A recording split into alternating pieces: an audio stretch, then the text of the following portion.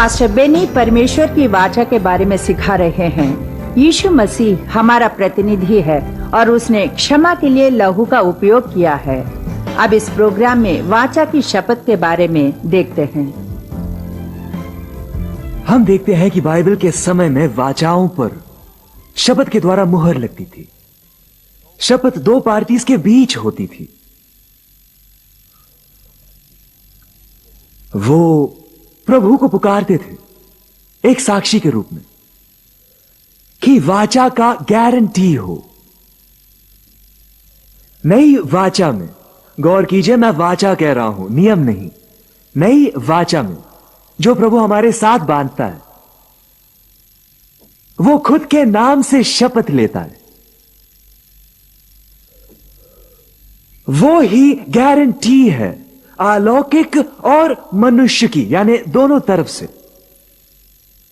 यानी प्रभु इब्रानियों 6 में जो कहता है, जिसके बारे में हम कुछ ही पल में देखेंगे, मैंने अपने ही नाम से शपथ ली है। वो कह रहा है कि मैं ही अलौकिक और मनुष्य के लिए गारंटी हूं। ये मैंने ही बनाया है और गारंटी भी मैंने ही दी है। क्योंकि अगर वाचा बनाई गई है हमारे साथ, ध्यान से सुनिए, अगर वाचा हमारे साथ बनाई गई है, ऐसा नहीं हुआ उसके पुत्र के साथ बनाई गई है, प्रतिनिधि। अगर वाचा हमारे साथ बांधी जाती तो वो आधारित होती हमारी शपथ पर, हमारे कामों पर शपथ पूरी करने के लिए। तो वो कुछ ही घंटों में टूट जाती। एक बार फिर से बताऊंगा, अगर वाचा बांधी जाती है, हम मनुष्य जाति के साथ ही, मैं नई वाचा के बारे में कह रहा हूं, यदि प्रभु की वाचा हम मनुष्यों के साथ बांधी जाती तो वो आधारित होती हमारी शपथ पर परिपूर्णता के लिए, और वो कुछ ही घंटों में टूट जाती। हम उसे पूरी नहीं करते, कोई मनुष्य नहीं करता, कर भी नहीं सकता है। इसलिए प्रभु ने इब्रानियों अध्याय 6 में, इसे निकालिए प्लीज, इब्रानियों अध्याय 6 वचन 13 से शुरू करते हैं। वो स्पष्ट बताता है कि वो इसे खुद करेगा और आपसे कोई मदद नहीं लेगा, ना ही मुझसे। वचन 13 कहता है कि इब्राहिम ने प्रतिज्ञा करते समय जब परमेश्वर ने शपथ खाने के लिए अपने से बड़ा कोई न पाया, तो उसने यह कहते हुए अपनी ही शपथ खाई, आशीषों से मैं तुम्हें आशीष दूंगा, बहुगुणन से मैं तुम्हें बहुगुणित करूंगा। और इस तरह धीरज से प्रतिज्ञा करने के बाद उसने, यानी इब्राहिम ने प्रतिज्ञा प्राप्त की, क्योंकि मनुष्य तो शपथ खाते हैं अपने से किसी बड़े की, और उस बात को निश्चित करने वाली यह शपथ उनके हर एक विवाद को समाप्त कर देती है।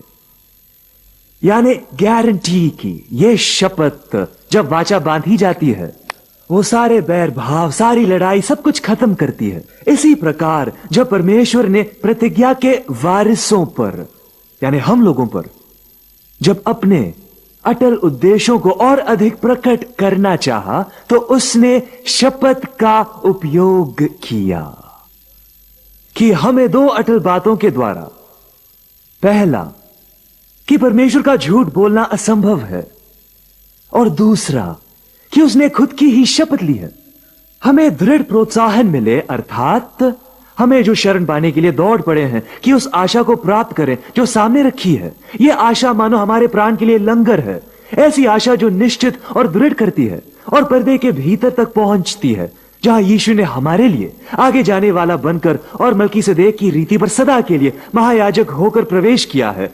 अब यहां हम देखते हैं कि जब प्रभु ने इसे बनाया तो यह सदा के लिए है। अगर हम इसे बनाते तो मिनटों में तोड़ देते, घंटे भी नहीं लगते। नई वाचा की सारी प्रतिज्ञाएं जो भविष्यवक्ताओं के द्वारा दी गई है, ध्यान से सुनिए, यह प्रभु के द्वारा दिए गए उसी समर्पण के साथ आए थे। वाचा का बनाया जाना और उसे लाना इतिहास में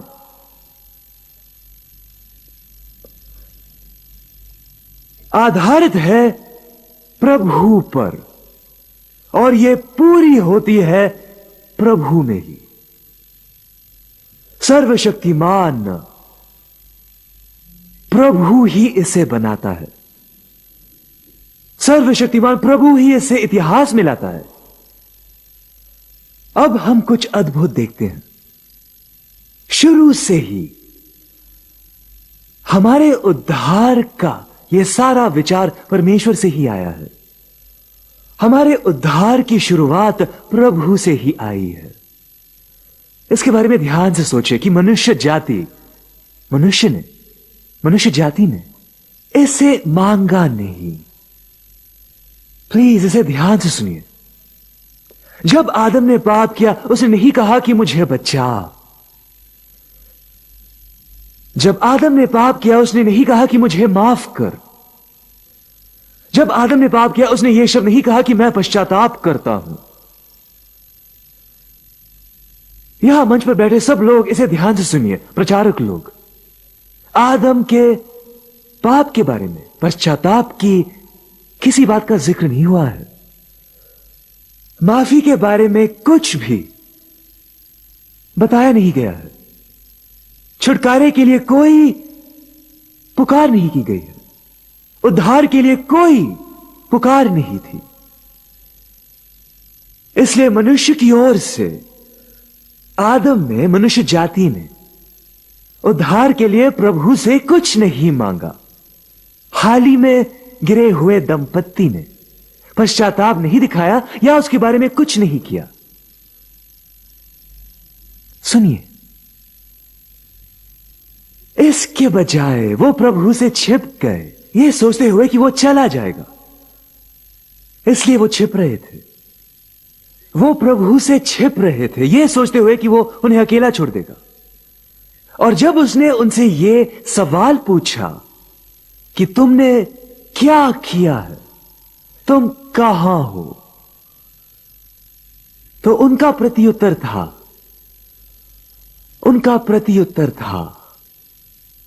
तुम पर दोष लगना चाहिए।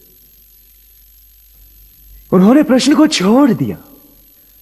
तुमने क्या किया है, जवाब नहीं दिया। फिर अंत में उन्होंने कहा कि यह तुम्हारी समस्या है। आदमी ने कहा, जो स्त्री तुमने मुझे दी है उसके कारण। प्रभु पर दोष लगाया। आदम को शैतान के द्वारा ईश्वरत्व कहा गया था। जो वो नहीं पा सकता था, वो उसे कहा गया था। आदम के पास सब कुछ था, वो इस पृथ्वी का राजा था। कम ऑन, उसे कोई कमी नहीं थी, एक चीज छोड़कर, वो थी ईश्वरत्व। शैतान ने उसके सामने यह लहराते हुए कहा, परमेश्वर जैसा होना है तो वो फल खाओ। और इसी झूठ पर उसने शैतान का पूरा राज्य बनाया। शैतान की बात इस एक झूठ पर है। प्रभु को सिंहासन से उतारकर उसकी जगह ले, यह झूठ है। मनुष्य को परमेश्वर बनाऊंगा, यह झूठ है। शैतान के बाकी सारे झूठ इस बुनियाद पर बने हैं। वो इसे लहराते हुए कहता है, तुम्हें प्रभु होना है, तुम्हें दिखाऊंगा कि कैसे।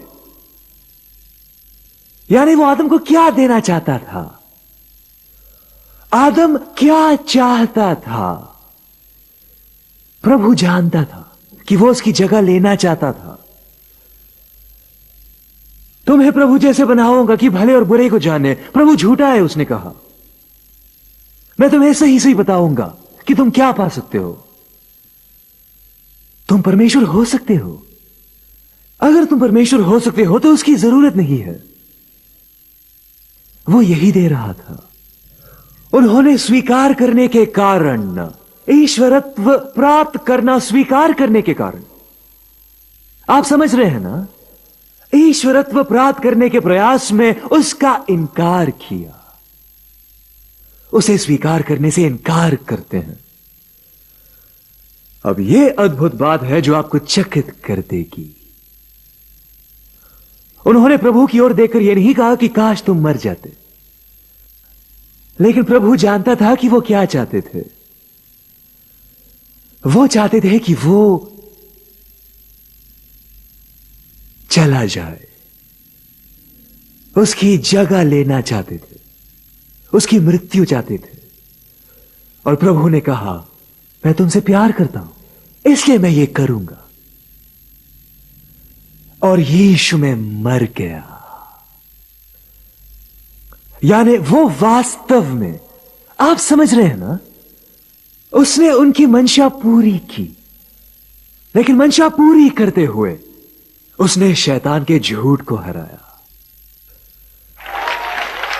प्रभु के लिए जोर से ताली बजाइए।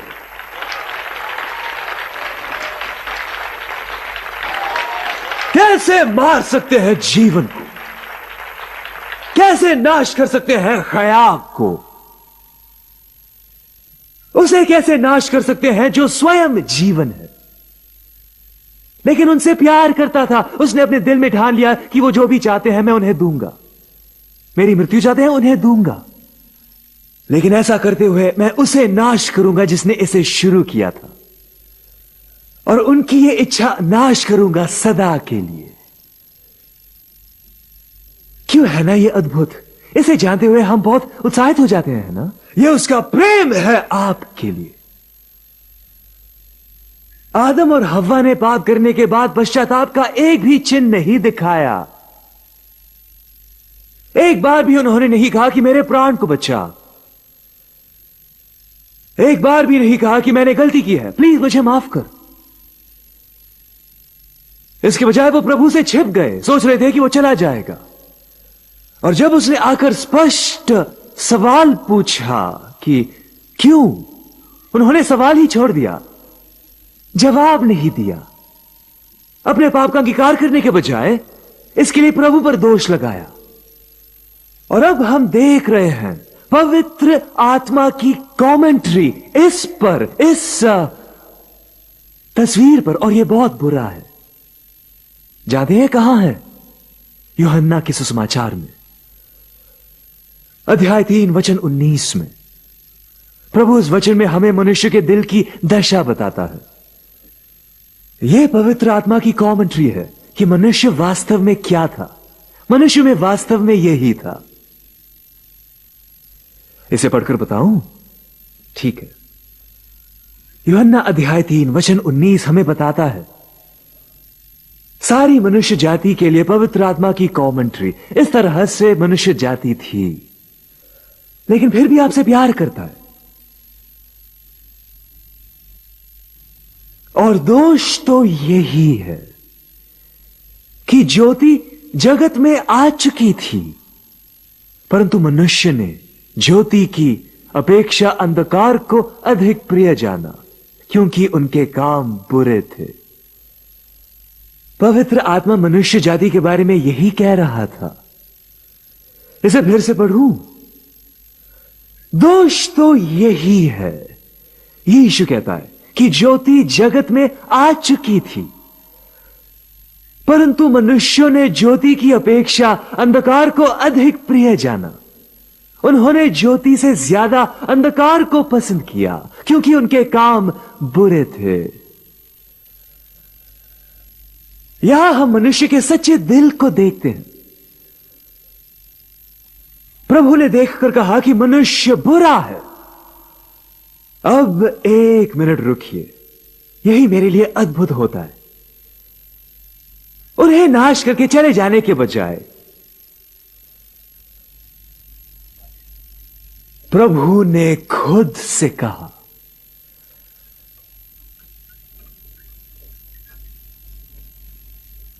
मैंने एक वाचा बांधी है आदम में पूरी मनुष्य जाति से, और मैं उसे नहीं तोड़ूंगा। हालांकि उन्होंने मेरा इनकार किया है, हालांकि मुझे दूर किया है, मुझसे नफरत करते हैं, मुझे नहीं चाहते हैं, मैं अपनी वाचा को नहीं तोड़ूंगा। मेरा प्यार बांटा जाएगा। यदि मनुष्य जाति को उद्धार पाना होगा, कि उनके बेटे और बेटियों के लिए पूरा हो और प्रभु का अनंतकाल का उद्देश्य जाना जाए, तो प्रभु को इसे उनकी मदद के बिना ही करना था। क्योंकि मनुष्य ने नहीं कहा कि मुझे माफ कर, मनुष्य ने नहीं कहा कि मुझे तेरी जरूरत है, नहीं कहा कि मुझे तेरी जरूरत है, मनुष्य ने नहीं कहा कि मुझे माफ कर, तुम्हारी मदद के बिना इसे करूंगा, मैं खुद इसे करूंगा। प्रभु ने कहा मैं मनुष्य बन जाऊंगा। ओ ये अद्भुत है। जबकि हमारे माता पिता ने इनकार किया, उसके पास एक अद्भुत योजना थी जो शुरू से जानी गई थी। कुछ भी अचानक नहीं हुआ था। इसलिए उत्पत्ति अध्याय 3 वचन 15 में वो घोषित करता है कि वो क्या करेगा। आप समझ रहे हैं ना? वो एक अद्भुत प्रतिज्ञा करता है। मनुष्य ने मांग नहीं की, उनमें पश्चाताप का कोई चिन्ह नहीं था, उनकी ओर से उद्धार की कोई इच्छा नहीं थी। फिर भी प्रभु ने यह अद्भुत प्रतिज्ञा की, मैं तेरे और इस स्त्री के बीच तथा तेरे वंश और इसके वंश के बीच में बैर उत्पन्न करूंगा। इसका वंश तेरा सिर कुचलेगा, तेरे अधिकार को सदा के लिए चकना कर देगा और तू उसके एड़ी को ढसेगा। यह क्रूस की घोषणा करता है। इस प्रतिज्ञा में मनुष्य के बारे में कुछ भी नहीं कहा गया है कि हम इसे पूरा करेंगे। इसमें कुछ नहीं बताया है कि मनुष्य का इसमें कोई भाग होगा, क्योंकि प्रभु ने कहा मैं इसे करूंगा। तुम्हें कुछ भी करने के लिए नहीं कहूंगा, मैं करूंगा। मैं तुम्हारा विचार भी नहीं पूछ रहा हूं, मैं करूंगा। तुम्हारी मदद नहीं चाहता, मैं इसे करूंगा। यह सब मैं ही करूंगा, तुम कुछ नहीं करोगे। मैं खुद इसे पूरा करूंगा। जोर से चिल्लाइए हालेलुया। और अब यहां पर वो एक अलौकिक शत्रुता रखता है शैतान और मनुष्य जाति के बीच। वो खुद को दे देता है कि एक अलौकिक शत्रुता लेकर आए। शैतान और मनुष्य जाति के बीच, स्त्री के बीज और शैतान के बीच। इस वादे के साथ वो इस युग पर मुहर लगाता है।